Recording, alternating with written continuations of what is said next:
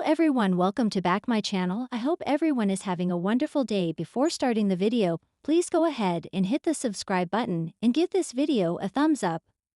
The bold and the beautiful spoilers document that Hope Logan's, Annika Noel, latest talk with her mom will prove productive. Brooke Logan, Catherine Kelly Lang, believes in destiny, but not just for herself. Liam Spencer, Scott Clifton, was believed to be dying, but his brain tumor proved to be another Buckingham family money-based scam. However, the bullet Lumenozawa, Lisa Yamada, pumped into his body at close range was very real and nearly killed him. Both events, one sad and stretched, the other a burst of violence at what should have been a serene beach house setting, impacted Hope deeply. Without one or both, Carter Walton, Lawrence St. Victor, would likely still be on track to become Hope's next husband. Brooke's marital backstory is one of the greatest in all of daytime history. Her 9 marriages to Ridge Forrester, Thorsten Kaye, including the one Carter officiated in the Forrester Creations executive suite a few weeks ago, put her way above many characters on any soap opera. Hope's mother believes that all is never lost with one's true love. There is no arguing against Brooke's outlook because she's realized remarital success 8 times. Liam has been married to Hope 3 times, so believing a 4th marriage can happen is reasonable. She was also married to Liam's brother, Wyatt Spencer, Darren Brooks, once, and to Liam's nemesis, Thomas Forrester, Matthew Atkinson, a single time. Purely as an aside, Brooke was married to 5 other men once, including Bill Spencer, Don Diamond, and Eric Forrester, John McCook, twice. That's a total of 7 marriages. Adding the 9 to Ridge makes a sweet 16. Liam has gone through numerous periods in his life.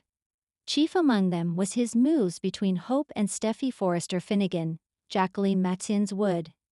John Finn Finnegan's, Tanner Novlin, entrance into Steffi's life, which happened when he was assigned to her case after the motorcycle crash, served to end her Liam loop.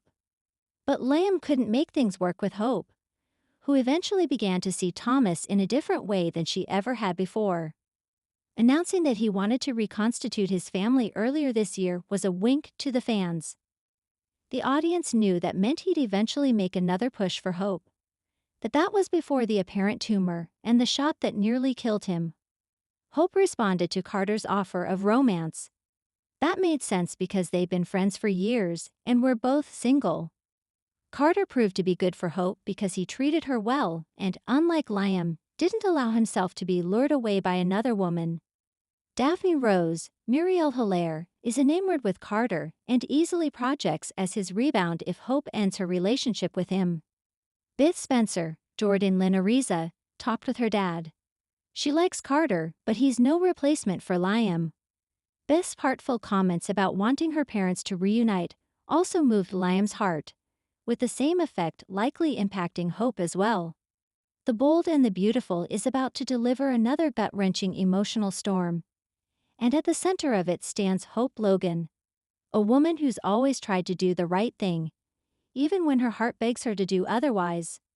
Over the next 2 weeks, Hope will face a heartbreaking decision that could alter not only her own life, but ripple across several families in Los Angeles.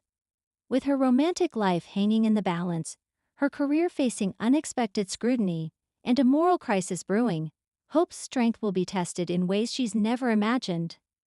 Hope Logan, Annika Noel, has spent months trying to rebuild her sense of peace after her whirlwind romance with Thomas Forrester, Matthew Atkinson, came crashing down. While her decision to walk away was supposed to give her clarity, she's been anything but clear since. The chemistry between her and Thomas remains undeniable, the memories vivid, and the love, no matter how hard she tries to suppress it, refuses to fade. Meanwhile, Liam Spencer, Scott Clifton, has been orbiting her life again. He's been protective, helpful with Beth, and even slightly nostalgic. Yet Hope knows Liam's return to her life isn't out of pure love. It's comfort, habit, and guilt for losing Steffi, Jacqueline Matsins Wood. Now, as Hope faces a career-changing opportunity at Forrester Creations, one that would place her back in direct collaboration with Thomas, her emotional walls begin to crack. Can she separate her heart from her ambition? Or is she walking right back into the flames she barely escaped? It all begins with a meeting at Forrester Creations that seems innocent enough. Hope's line, "Hope for the future," is on the verge of another relaunch. Brooke, Catherine Kelly Lang, pushes her daughter to take charge again and not let her emotions get in the way of her professional destiny. But what Brooke doesn't expect is that Ridge, Thorsten Kaye, will suggest bringing Thomas back into the fold as the creative force behind the designs that made the line a success in the first place. The moment Ridge drops the suggestion, Hope's world stops spinning. Everyone's eyes turn to her, waiting for her reaction. Thomas, calm and collected, merely offers a polite smile and says, "It's your call, Hope." Hope excuses herself, unable to breathe. The idea of working side by side with Thomas again terrifies her, not because she doesn't trust his artistry, but because she doesn't trust her own heart. She's worked too hard to move on, yet the thought of seeing him every day ignites something she's tried so hard to bury. Brooke urges her to be professional, but even she can see the torment in Hope's eyes. For all her disapproval of Thomas, Brooke knows the heartache her daughter hides behind that businesslike smile. Later that week, Thomas finds Hope alone in the design office, staring at sketches she hasn't touched in days. Their silence is heavy, familiar, intimate, dangerous. Thomas breaks it softly. "I don't want you to feel pressured, Hope. I'm not here to make things harder for you." Hope looks up, tears in her eyes. "You being near me already makes everything harder." The confession shocks even her. She didn't mean to let it slip, but the truth has been bubbling inside her since the moment he walked back into her orbit. Thomas admits he still loves her, but he won't beg, won't manipulate, and won't try to change her mind. "I'll always want you," he says gently. "But if being with me hurts you, I'll step away, no matter what it costs me." For a moment, Hope sees the growth in him. The man who once crossed lines now standing tall, offering her freedom. And that's what makes it even harder.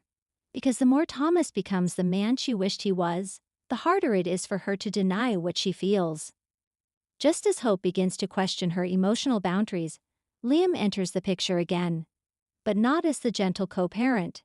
Instead, he's on the offensive.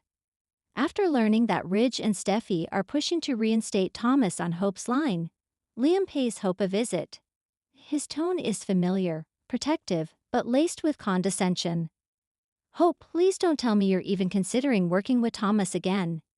You know what he's capable of." Hope fires back that Thomas has changed, but Liam doesn't buy it. He insists that Hope always sees the best in people, even when they don't deserve it.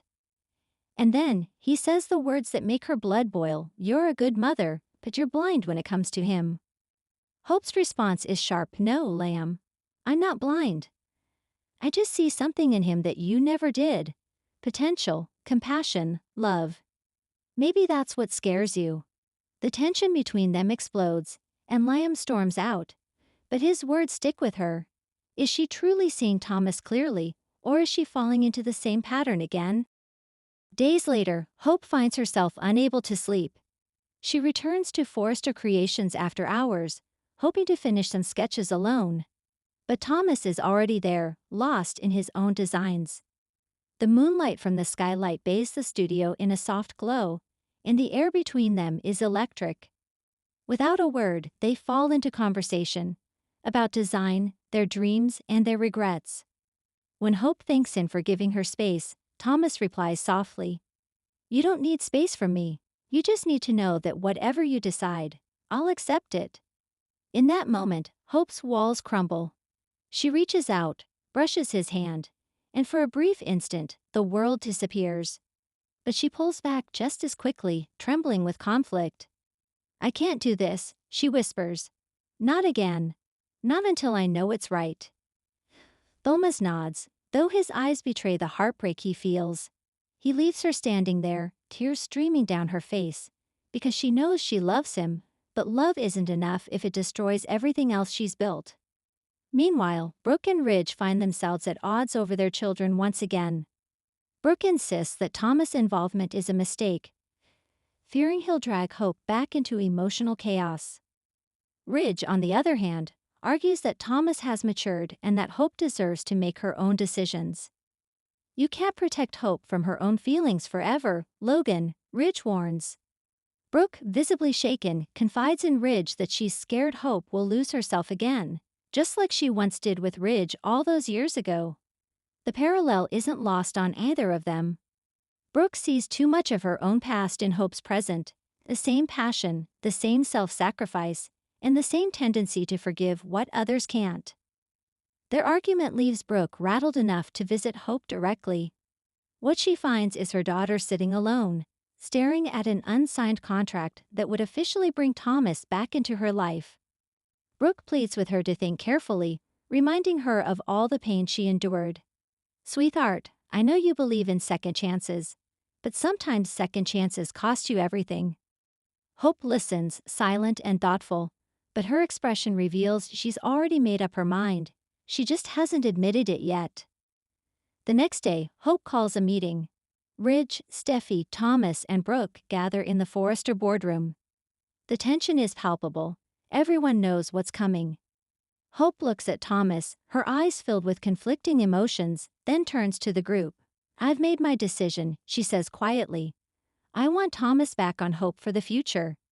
The room erupts. Brooke gasps, Steffi smirks knowingly, and Ridge beams with pride. But Thomas stays still, almost afraid to believe it. Hope continues, "This isn't about the past or about emotions. It's about the future, about building something beautiful.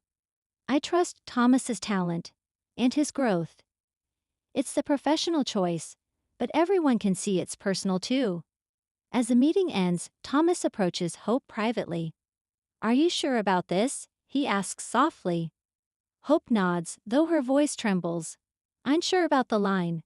I'm not sure about anything else." Thomas offers a reassuring smile. "Then let's take it one step at a time." It's a tender, hopeful moment, but it's clear that the emotional storm is far from over. Liam's reaction is immediate and furious. When he learns that Hope has chosen to work with Thomas again, he confronts her, accusing her of betraying his trust and jeopardizing their daughter's stability. "Every time you let him back in, something breaks, Hope, and it's not just you. It's all of us." Thanks for watching this video, and please subscribe our BOLD and BU2FUL UPDATE YouTube channel for more update news.